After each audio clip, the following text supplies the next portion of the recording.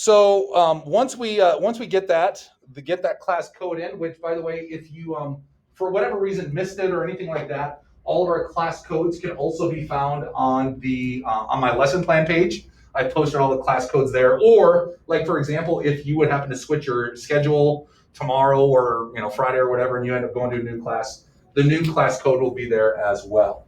All right, so we should be good there.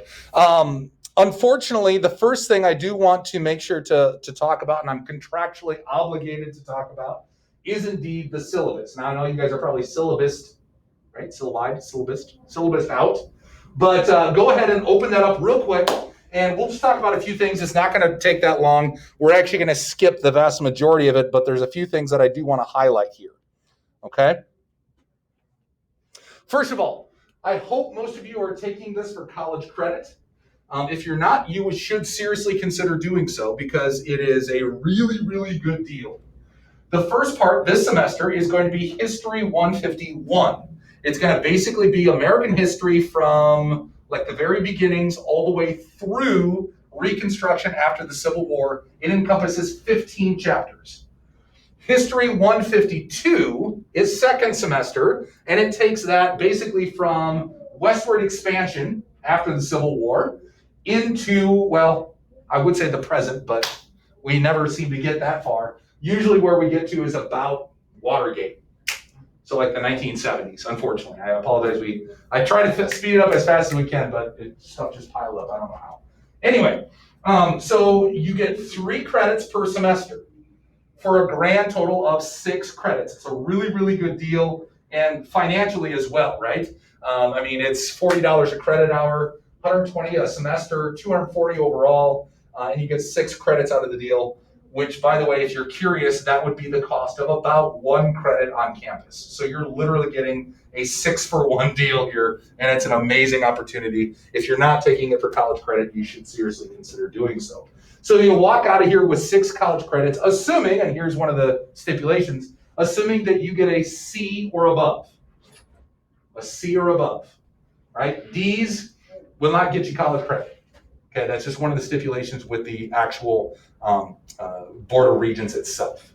Okay? So this particular section, again, is History 151 for 3 college credits. You'll see that we do have required textbooks, but we will not issue them. In fact, I haven't done so for a while. In fact, if you take a look at this one, you'll see that it's all dusty and grimy and nasty and all that other good stuff. Clearly, they haven't been used for a while. But I did use them kind of as a template for what formulating the chapter. So when you look at here, it'll say like chapter 1, chapter 2, chapter 3. We're going based on the chapters of those books. So we are kind of still using it, but we're not going to issue them, and I'm certainly not expecting you to read out of them or anything like that. So I just want to kind of give you a heads up there. Okay? Next, scroll with me. We're scrolling. We're stopping at the bottom of page 2, where it says academic integrity. I hate talking about this, but every year it seems to be an issue. Academic integrity is a really fancy educational term for cheating. Okay? And again, unfortunately, every single year it's been an issue. In fact, it got really dicey last year because I busted a boyfriend and a girlfriend. Boyfriend cheated off the girlfriend. Now, that's not necessarily true because she let him do it. She basically just emailed him a copy or shared with him a copy of her document, and not knowing what he was going to do with it, he just copy and pasted the entire freaking thing. And then she sent me an email saying she didn't think she should be held accountable. Like, well, he couldn't have copied if you didn't let him freaking copy. It's kind of like Snapchat, Once you hit send, it's out there, right? I mean, it'll let you know if they screenshot it, but what can you do about the screenshot? Nothing. You've given up your control. Okay, so I was like, hey, it's a technological lesson, right? If you don't know what they're going to do with it, maybe you shouldn't let them have it. So the consequences of that is zeros. Okay? Whether you let somebody copy off of you or whether you copy from somebody, it's irrelevant. One can't happen without the other. So first time, it's a 0. Luckily, we've never had to deal with it a second time because that would be expulsion from class. right? You can't, you'll just be kicked out of class and you can't get college credit or anything like that. So I hate even talking about it. And for literally 99% of you, it's not a problem. I will say this, I understand, looking around the rooms, and statistically speaking, you guys are the most involved demographic in our school. You guys are in the most plays, you guys are in the most athletic events, you guys are in the most fine arts, you guys are in the most everything. That's how it is, right? And the reason you guys achieve so highly is because you have to organize your time. You have to practice time management, right? And a lot of you are driven and dedicated, and you're good, smart kids. Having said that, just make sure that your priorities are with school and not with other stuff, whether it be work, whether it be with whatever, right? So just understand that this academic integrity I take very seriously, and Northern State takes very seriously as well. Okay? Just bottom line, don't do it. And here's the last thing I'll say. If whatever you're doing, if it feels wrong, it probably is. Right? The reason it feels wrong, we call that a conscience. Right? Jiminy Cricket in the back of your mind. So just kind of keep that in mind, right? If it feels wrong, it probably is. Do I have a problem with collaborating, by the way? No. I have no problem with collaborating, but there's a big difference between bouncing ideas off each other and just, here's what it is, copy it down. There's a huge difference there, and if you need that explained more, let me know, and I will be happy to do so, because they are not even remotely the same. In one, it's a 50-50. In the other, it's a give and it's a take, and somebody's giving. You understand what I'm saying? Okay, questions on that? Again, I hate talking about it, but unfortunately I've had to deal with it almost every single year. And it stinks, I hate it. Especially when it ruins kids' percentages. Speaking of percentages, we call that a segue. Look at the grading criteria, totally different. Totally different than Brandon Valley High School. We will use the College Regental grading scale. We are not on the Brandon Valley grading scale, okay? So, and by the way, that's a good thing. It's in favor of you. That's a great thing. I think, what is ours? The bottom A is what, a 93.5 or a 94% or something? Isn't that what it is? I don't even know what the crap is. I don't even pay attention to that. But for us, there are no pluses or minuses, and we're on a 70, 80, 90 grading scale. So, for example, if you get a 90%, you'll have the exact same percentage or exact same kind of grade as somebody who has 100%. 80, same thing as an 89. 70, same thing as a 79, right? So an A is an A, a B is a B, a C is a C. You have to get a C or above, again, to get credit for the class. Now, if you're not taking this for college credit, can you, letter grades will still matter. This is, again, a dual credit class. So whatever you get, that's what you get for not only your college transcript, but that will also go in your high school transcript as well. Does that make sense? Yeah? Okay. Now, how will we determine how those grades are factored? Okay, we'll take a look. First of all, we will have 5 units for this semester, 5. Okay? We will only have unit tests anyway, unit exams, over 4 of them. Okay? The 5th unit will be on the final, but it will not be a unit exam. I think it's really unfair to expect you guys to prepare for a unit exam and then 2 days later take a final. You know what I'm saying? That wouldn't be cool. I don't think that's fair to you guys, right?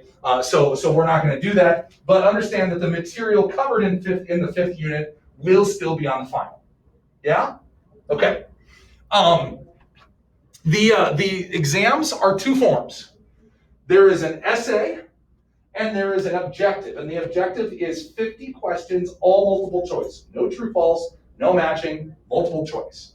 Okay? Now, the essay is, for the first exam, for the first unit exam only, I'm requiring you to do both of them, not in the same day. One day we'll work on the essay, the next day we'll work on the objective. Okay? Now, here's why I'm doing this. When you guys get to college, a lot of professors will utilize either of those formats. So if you've done it in high school, what are the chances that you'll better be able to do it in college? Higher, right? So what we want to do is we want to give you guys practice writing an essay, and then we'll give you guys practice completing an objective exam as well. Okay, and we'll talk more about this later when we get closer. But I will say this: I'm not trying to trick you with the essay or anything like that. I'm just trying to see who will put in the work, and because of that, I've already posted the Unit 1 exam essay questions. You can find them on Classroom. They're up already. I posted them like in freaking July. Okay, I'm not trying to trick you. I just want to see what you're going to do with. If you know the question, how much work are you going to put in to find the answer or formulate an answer? Okay, and we'll talk more about that later. You don't even need to worry about that. I'm just saying, if you're curious, you can see what they are. There's like 3 or 4 questions. You just choose one. I don't care which one. Doesn't matter. You do whatever one you're comfortable with. And then we'll help you formulate an essay, a historical essay, and we'll talk more about that later. The objective, again, 50 points, all multiple choice, and we will talk more about that later as well. But we will utilize an online testing site called QIA to do that, QUIA. It's really handy and super cool, but we'll talk more about that later. Then, after that, okay, for the second unit, notice what it says. Now that you've done an essay, and now that you've also taken an objective test, which do you prefer? The idea is I'm trying to be as flexible as possible and play to your strengths as much as possible. So for the rest of the essays, and maybe for some of you, maybe it might depend on the subject. Maybe it might depend on the unit. If you're more comfortable with the topics covered in one unit, maybe you would prefer the objective. But if you have maybe just a kind of overall idea, but not a real strong grasp of some of the details, maybe an essay would be better. So from there on out, I'm allowing you guys to choose whether you want to do the essay or the objective. Does that make sense?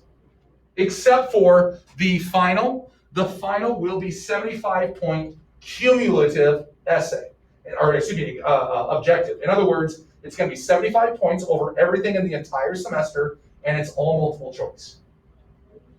Okay? And I will say this, that whether you're taking this for college credit or not, everybody has to take the final. It's not optional, which kind of stinks for you juniors because you've been taking finals like it seems like well, except for last year. Last semester you didn't take finals because you didn't take anything, man. You guys are just busy on the couch eating holes, playing Xbox. Anyway, so that's kind of what this looks like. Now, the last portion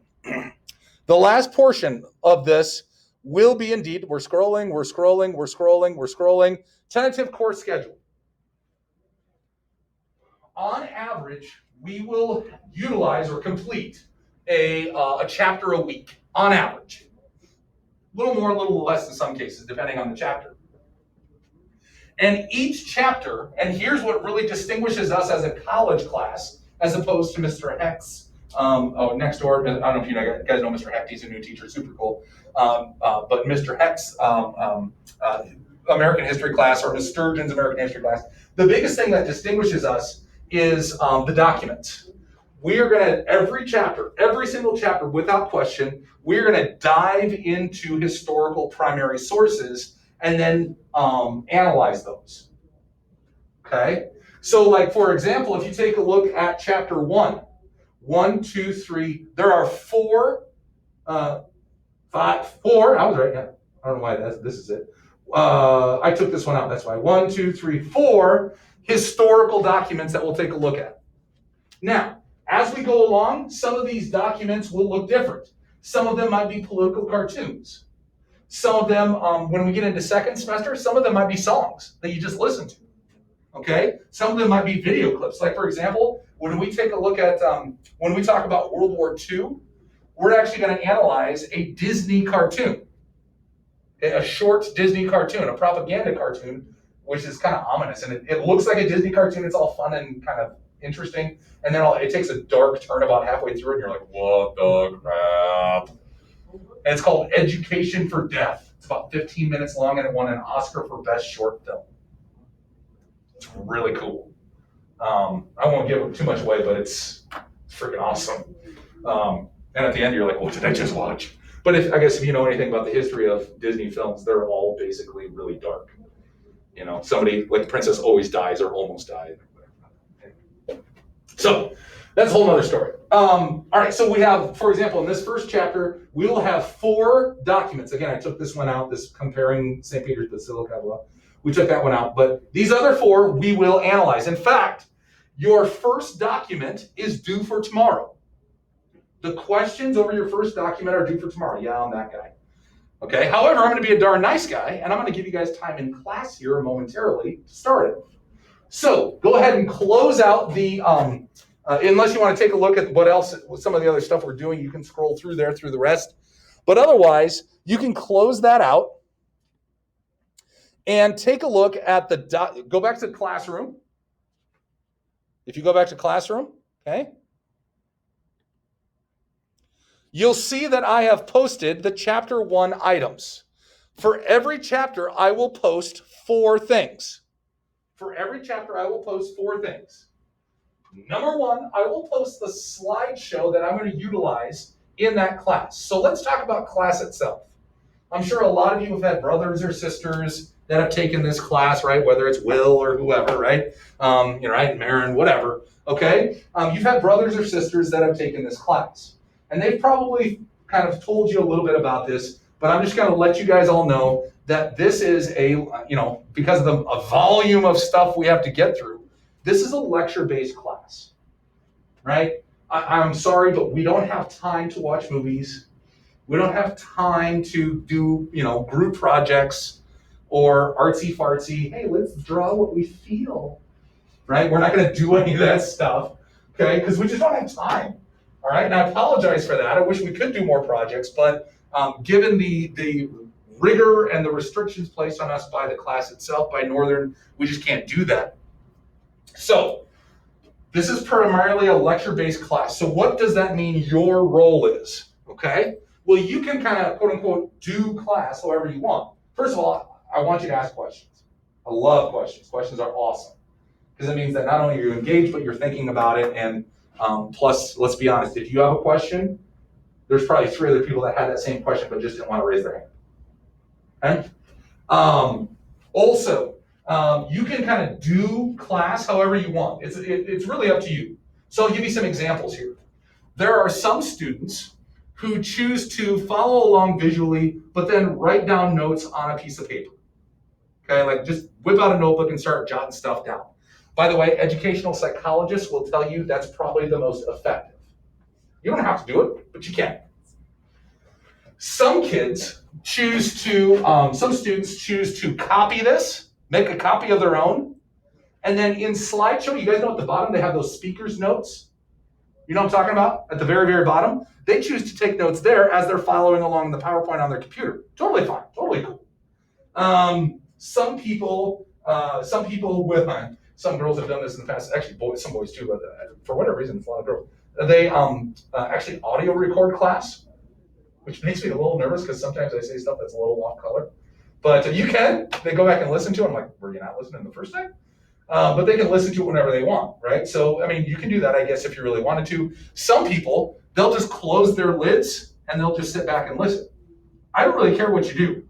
But what I don't want you to do, what I really, really don't want you to do is to be distracting yourself with the computer.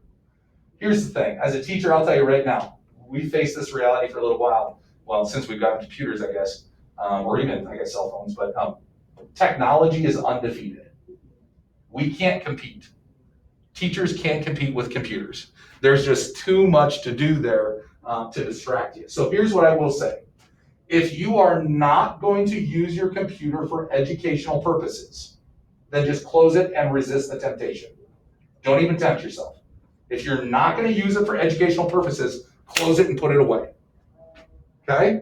Because there's nothing more disrespectful or discouraging than walking around the room and seeing a kid playing like freaking that stupid Tetris game or one of the 95 other freaking games that are at your fingertips.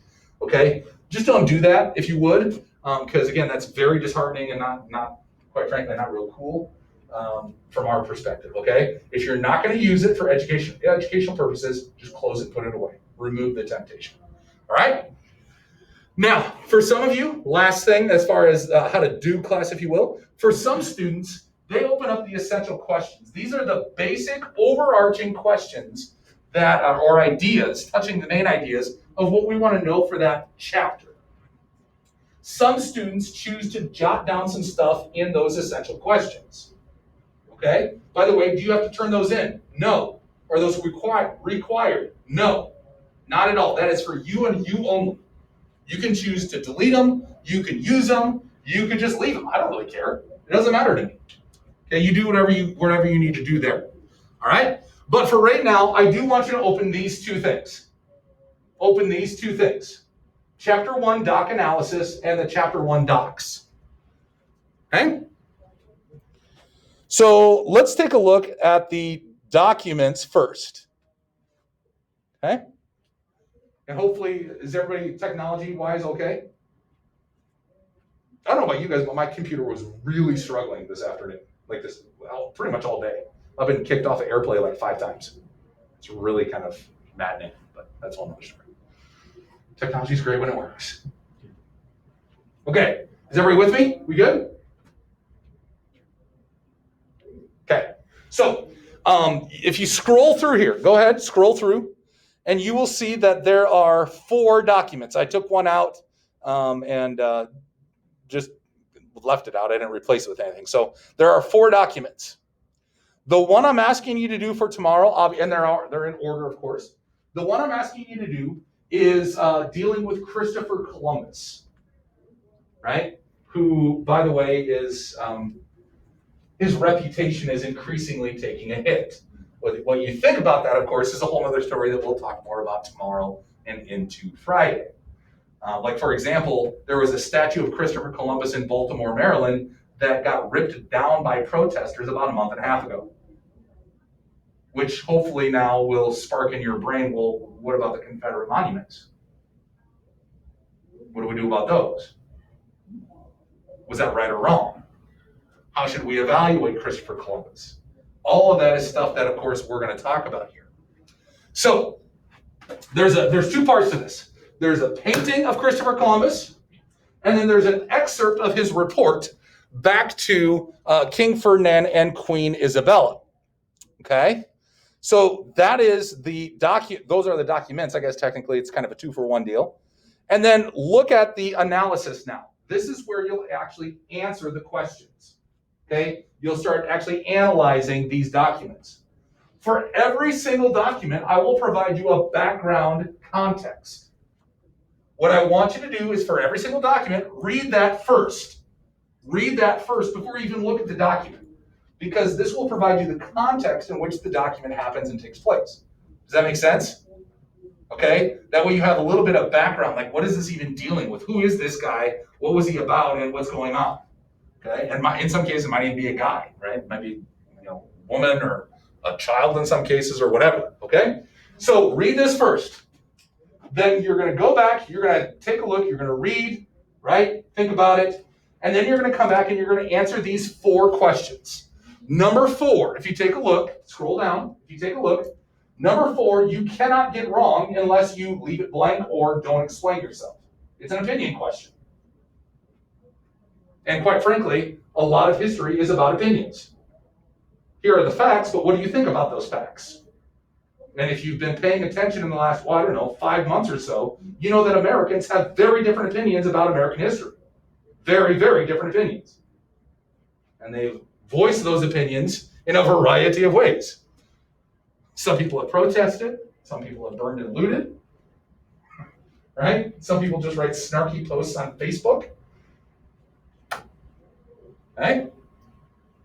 So, here's what I want you to do, and I'll shut up after this, I swear. Okay? I promise you, and I'll give you guys the rest of the hour to just work.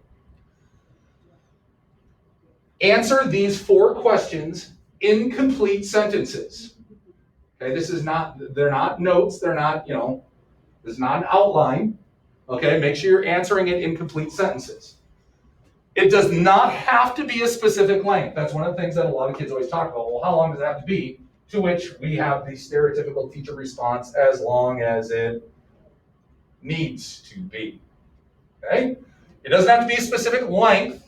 However, if you have like a sentence, I think you should probably reevaluate a little bit, right? Probably expand a little bit. I'm not saying it has to be a specific length, but it also probably needs to make sure that it's not too cursory either. The last thing that I'll say here, make sure that you are providing evidence. Provide evidence. This is the main thing that a historian does. I believe this, and here's what evidence tells me that. Okay? So like, for example, take a look at number 1. It says, very last thing, use specific evidence from the painting in your answer. What can you find in that painting that justifies what you just wrote? How did you come to that conclusion? Tell me, what evidence did you use to arise to that conclusion? Okay? Also, take a look at number 2. It says provide examples. Look at the natives. What do they look like? Provide examples, provide evidence. And if all else fails, like when you get to number 3, it asks you to Saber. So, like, let's say we're grabbing evidence, or do we have to grab it from what we read, or like, can we use past knowledge or the internet, or is it just what we read? I would use. That's a really good question. Did everybody hear what he said? Can we use outside materials and prior knowledge and things like that? That's a really important question. I would try to focus more or less on using the evidence you find in the document itself. Okay, I don't, but I guess what I'm trying to prevent you from doing. That sounds bad, but I don't want you to get too overwhelmed, because like, especially with a big topic like this, if you go online, there's a huge wormhole you can go into when you're talking about Christopher Columbus, and I just don't want you to get overwhelmed. Let's use the evidence that we have at hand to form our opinions. Does that help? And again, I know it's kind of narrowing, but I just don't want you to get too overwhelmed either. Okay? Now, Saber mentioned the passage here. Okay, the little report that Christopher Columbus wrote. Be sure, if you want, I would definitely use specific quotes. Use specific quotes, like literally quote him, cite him. You don't have to write out a whole citation, but use quotes. I believe this because if you look in the document, Christopher Columbus said this, quote unquote, they are idolaters and they're ignorant and savages and blah blah blah blah blah. Okay, use his quotes to help form your opinion, or evidence from the painting to help form your opinion. Does that help you? Does that make sense? A lot of times, by the way, what I will do is I will say quote or cite specific passages from the reading to validate your answer, right? And that's what I'm looking for right here. Okay, I understand it's 8th period. You guys are pretty much checked out here, but I'm trying to help you guys here. I'm going to give you the rest of the hour to start this. Most of these documents will only take about 20 minutes, 15, 20 minutes. You got almost 15 minutes here, and hopefully it will help you lessen the homework. Okay? So, rest of the hour is yours to do with and work on these documents as you wish. But make sure you have them done by the time you come in the door tomorrow.